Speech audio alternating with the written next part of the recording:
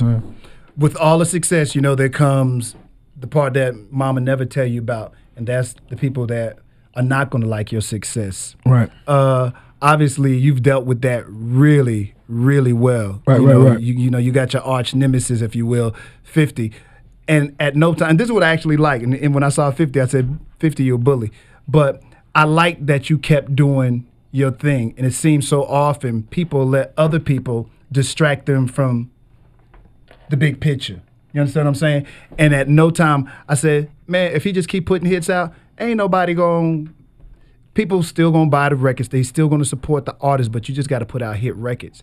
And what I liked during that whole time when all this started, and I don't even remember where all this started with you two, is that you kept on putting out quality music. And I think over time, that's what's going to tell the story, you know, that you stay focused. So even when sometimes when you address them, I'm like, why are you addressing them? Just do what you always been doing, you know what I mean? I'm a boss, you know what I'm saying? I call my own shots, you dig? And at the end of the day, that's what it's about, you know, doing whatever it is that make you feel good. Whatever keep your lights on, keep your chlorine in the swimming pool. You know what I'm saying? That's how I do it. But I do respect, because I saw, what was it, Larry Wilmore the other day, where you said that you bigger than me. I will say that, because once you're an enemy of mine, you'll stay an enemy, because they asked me the same question on the air. And I'm like, man, I commend him, I tip my hat, because for somebody to say, you know what, to end racism, to do something for the betterment of the people, I would be willing to allow this to be resolved. That was small talk to me. To do something that big, I do something real. That was, I was like, that's it. To do that, to end that, you mean that? Yo, I'm like, I might be, I don't know. That was small talk though, on a G note though. You know what I'm saying? And all that small talk to me, if it ain't getting money, you running the other way. You know what I'm saying? All right. Yeah. Now, will we see Rick Ross do some movies in the future, or are you like, nah, I'm a brand and all these other places where I want to be, but I don't really want to get into acting and movies and all that kind of stuff? You know, we never know. You know what I'm saying? I just wrote my first film titled Gabos. You know what I'm saying? Game ain't based on sympathy. We gonna just start, as soon as I release the album, we gonna start shooting the trailers to that. You know what I'm saying? Shout out to the homie Whole Slab in the building. He held me down. He helped me write it, and you know, we just excited for that. That's gonna be some real street talk. Now, that's gonna be some real street talk. Are you gonna do this? Is it gonna be independent? You gonna throw it through one of the major distributors? I'm not really sure how we gonna do it yet, because you know, we wrote it as a film, but after we watched Narcos on Netflix, we all agreed. Narcos. Everybody watching this. We need to stretch that. You know what I'm saying? A whole season. 10 episodes. We could do this a few seasons. That's how powerful the story is. So we just gonna see how we gonna do it. All right. Rick Rose is who we talking to. Rick Ross got the brand new album, Black Market. Black Market, December 4th. Everybody, well, a lot of people are on the record. I see Nas is on the record. You got MJB, I believe, on the record. Mary J. Blige, Mariah Carey. So how Black Market gonna be different from some of the other stuff you've done? Man, this one, this is possibly the pinnacle LP for me. You know, you know, I believe we really just where we at in our life, just in social matters, period. It's so real right now. And just to hear me coming the way I'm coming and the things we talking about and how I'm going there, I think by the time, you know, everybody that, you know, they on their third record in, they're going to really know this Black Market is really on that. It's one of them. Do you feel pressure because, you know, you put out a lot of great records, right? 8 or 9 albums. Right. This is my 8th opus. Right? Yeah. I think they're calling it the 8th opus. You know, you don't feel competition with the other ones. I mean, especially the first two. You know, man. I never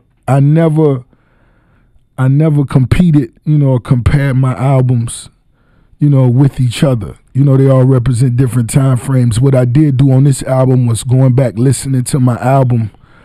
Triller had a particular sound, and there was a bass player. And maybe 2 days before I turned the album in, I flew him up just to play bass. All through the album, you know what I'm saying? So yeah, so if you really love that second Triller album, it's a certain sound. Yeah, and this album possibly gonna give you that too. What song, if you don't listen to Ross, or if you didn't know who Ross, what is that one song would give them the information on Ross? This tells me This tells me who Ross is. I don't know who he is. I'm new to Earth. Is there a song that you got in all the songs you have done that sum you up? You know, I love Tears of Joy. Oh, I love that. I love Tears of Joy. I love that record. I love the social commentary at the beginning of it. You know what I'm saying? CeeLo Green. Just mixing that mud up with that classic. Ain't nothing like that mud and classic. You know what I'm saying? Ain't nothing like that. You know what I'm saying? What's the hardest song you ever wrote?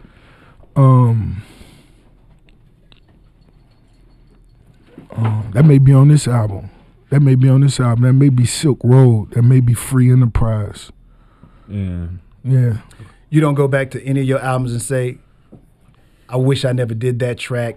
That was a mistake. Or collaborated with that person. You know, you can hear all the little intricate things that you wish that you could correct. Of course you hear that. Of course you hear. Man, I wish I never said that right there. But I'm gonna tell you, the only thing about it is, you know, that's what it was for the time being.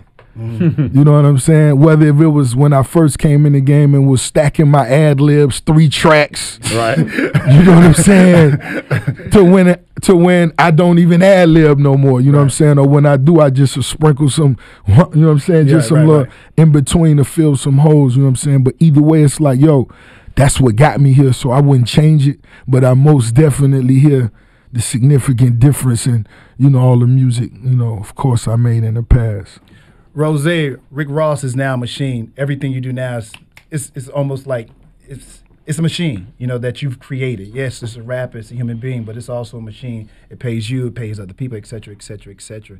Is there ever any pressure to continue that level of what you've created? Because, you know, there's people and yourself that depend on the success of Rick Ross and everything that he does. You know, just honestly, all the way speaking, I think the pressure is what drives me. Mm-hmm. It's like it's like I want it. It's like I want it. It's like I really want it. Like if we sitting here and ain't doing shit, like, yo, let's find something to do. Yo, call somebody. Let's what we doing? Like, we not do. It's like at the end of the day, it has only brought forth progress. Right. You know what I'm saying? Because it ain't gonna break you, it ain't gonna kill you. Let's go, let's do it. Whatever it's gonna do, let's do it. Does it ever feel like a dream to you? Because here it is. Now you're in a place where, you know, practically you want to go somewhere, you want to do something, you want to buy something. You can do it now.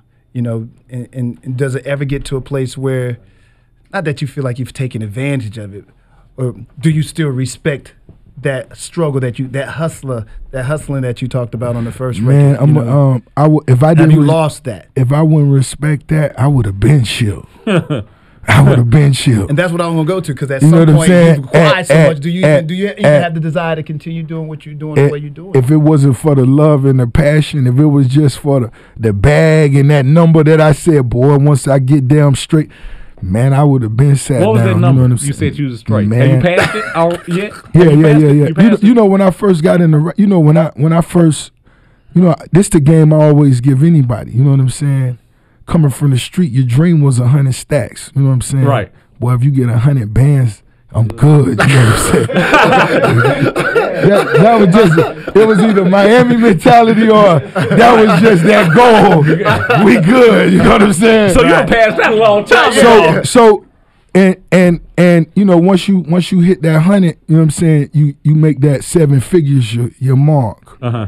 You know what I'm saying? You make that 7 figures your mark. You touch 7 figures, that 10 is your mark. Wow. That 10 is your mark. And that just take you back to that 100.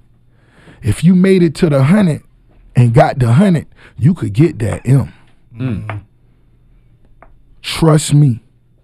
And if you make it to that M, you could get that 10. And if you make it to that 10, you can't be stopped.